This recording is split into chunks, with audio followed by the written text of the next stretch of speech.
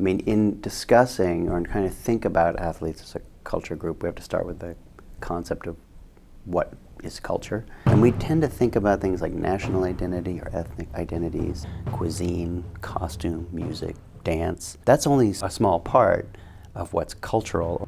I, anyway, am more interested actually in aspects of culture, whether it's language, thought, ways of seeing the world.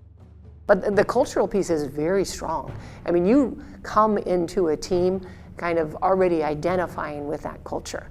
The jumpers frequently have rituals. There's a German pole vault who has a ritual of kind of putting a hand to the end of the pole and removing it and twisting it, and because you've got all this sticky stuff at the end of the pole, and it's like almost playing with that, and it's a real stylized ritual she does. And so, you wonder how much physical and nervous energy is going into that ritual.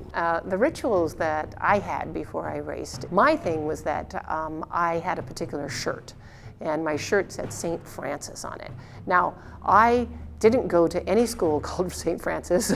I had no connection to this. I found this shirt at the Goodwill, and I don't know why I thought that this shirt was, going to help me win. But any good event, any good race I had, I wore that shirt when I was warming up. And I also had to warm up in front of the crowd. And then it wasn't a shock when you came out to the track. It wasn't like, here's all these people. We had already seen them. We had been doing our warm up right in front of them. It was kind of expected that they were going to see the athletes in their sweats, in my St. Francis shirt, and then they would see us later performing. And then oftentimes we do our warm down right in front of them too, because they became a part of that community as well. So often athletes from very different sports actually can kind of commune with each other because they've had a long experience of focusing on training, focusing on coaching, the kinds of hours they keep, their attention to nutrition. It really is a cradle to grave type of program. It's a community.